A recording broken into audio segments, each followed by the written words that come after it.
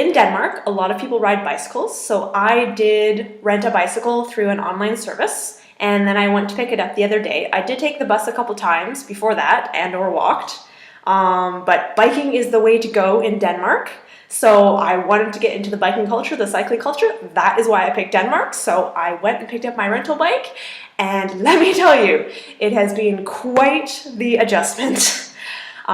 Biking in Denmark is different than biking in Canada or probably the US as well.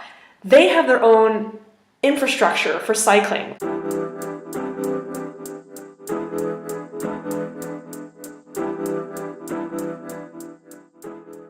There are entire cycle lanes everywhere. It is crazy. There are cycling signals everywhere, well, almost everywhere. I've only come across a couple intersections where they don't have any cycling lights, any cycle signals, but that's pretty rare. Most times you will find an intersection that has like cycle lane going on each direction on opposite sides of the road, and you are only allowed to go on the side of the road following with traffic. So if traffic is going this way, the cycling lane is going this way, you can only cycle that way.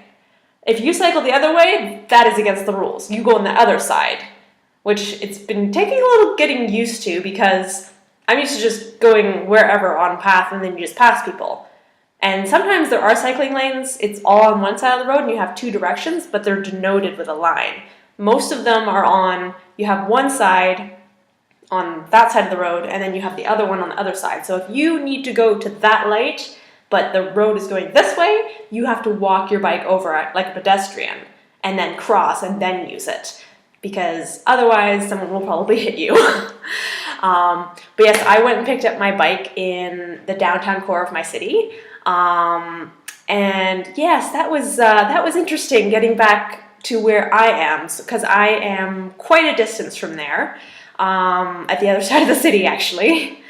But yeah, so I picked up the bike. The second I got in the saddle, I went into the cycle lane on the correct side of the road, because the school gave us a little piece of paper about how to cycle in Denmark, so I followed that to the T, and I was kind of nervous. I got going. Once I got going, I was good. But it was interesting seeing so many people using the cycle lanes. Like at one point, especially downtown, I had people in front of me and behind me. We all stopped at lights, and I'm just like, okay, I'm just cycling here. Like, okay, just follow the rules, just follow everybody else, just like in a car.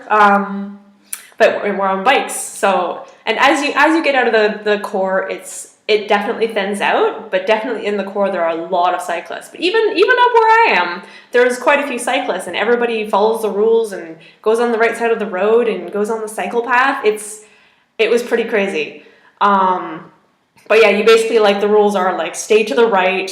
If you want to pass someone, make sure you look to the left and then pass on the left. I suppose it's similar rules to cars. Left is the fast lane, kind of, because it's just a wide kind of path, like almost like a multi-use path that I've seen in Canada.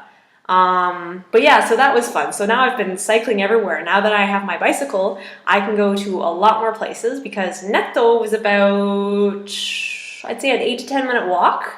Now I can go there in like 2 minutes. And then I can go to the Fotex, which is about a 10-minute bike ride, and then another store that I went to today, about 10 minutes.